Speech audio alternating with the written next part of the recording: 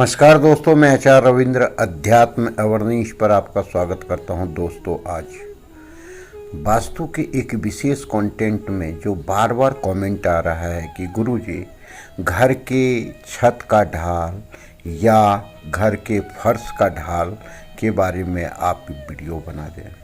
देखिए दोस्तों, वास्तु शास्त्र जो है वह एक विज्ञान है और इस विज्ञान का उद्देश्य है कि लोगों को प्रमाणित ढंग से जीवन में उन्नति लाना, विकास लाना और जीवन को समृद्ध करना। ये कैसे संभव है? ये तभी संभव है जब इसके प्रत्येक पहलू पर हम विचार सही ढंग से करेंगे, वास्तु से निर्माण करेंगे, तो ये ऐसा परिणाम देगा, बहुत ही सुखद परिणाम देगा, बहुत ही अच्छा परिणाम देगा। अब देखिए, 4 दिशाएं होती है। 4 दिशाओं में अलग अलग तत्व हैं और ये अलग अलग तत्व अलग अलग ढंग से अपनी भूमिका अदा करते हैं। अब हम आते हैं कि जो घर बना, चाहे उसका छत हो या अंदर के फर्श हो, उसका ढलान जीवन पर क्या प्रभाव डालता है, जीवन पर इसका रिलेशन कैसे गहरा प्रभाव पड़ता है, इसका क्या कारण है, इसी चीज़ को समझना आवश्यक है। 4 दिशाओं में जो तत्व हैं, यह तत्व अलग अलग ढंग के हैं। कोई जल तत्व है, कोई अग्नि तत्व है, कोई पृथ्वी तत्व है, कोई वायु तत्व है। तो आप देखिए कि जल और वायु दोनों एक ऐसा तत्व है जिसके जो कम से कम यहाँ आप भार रखें, वजन रखें, अर्थात यहाँ पर जो है जो चुंबकीय है वह ऐसा हो कि कोई भी चीज़ भारी भरकम ना रखे, या इसका जो ढाल बनाते हैं वह सही दिशा में हो।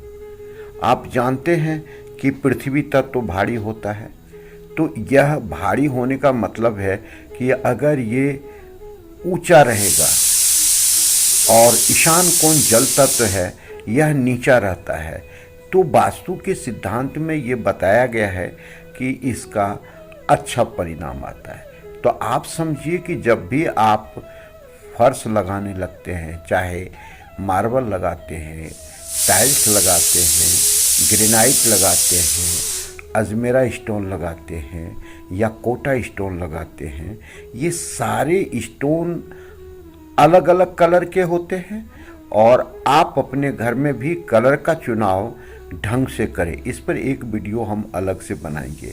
अभी हम देखते हैं कि जब भी आपके घर का ढाल हो, चाहे वो छत का ढाल हो, चाहे वो जमीन का ढाल हो, फर्श का ढाल हो, तो ये दक्षिण से उत्तर की तरफ होना चाहिए या पश्चिम से पूर्व की तरफ होना चाहिए।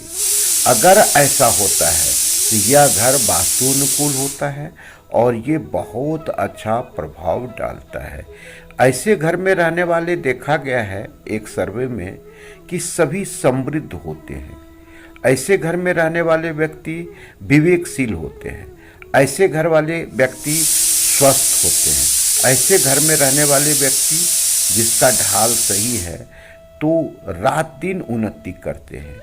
आपस में सामंजस्य रहता है, आपस में जो है सो मन मुटाव नहीं होता है, उसे किसी प्रकार का उलझन में ये घर नहीं पड़ने देता है, जैसे केस मुकदमा या लड़ाई झगड़ा। तो ये ढाल का इतना प्रभाव अगर जीवन पर गहरा पड़ सकता है तो इसे अपने मन में सोच करके या अपने घर में जब भी बनाने लगे तो किसी वास्तु सलाहकार से मदद ले लें।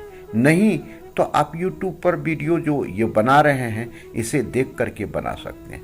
अब देखिए, जो ऊंचाई धीरे धीरे डाउन होते जाएगा वो कैसे होगा, इस चीज़ को देखिए, इसकी बारीकी। सबसे ऊंचा आपका नैऋत्य कोण होना चाहिए, उसके बाद जो ऊंचा होना चाहिए वो अग्नि कोण होना चाहिए, उसके बाद जो होना चाहिए वायु कोण होना चाहिए, उसके बाद जो होना चाहिए ईशान कोण होना चाहिए।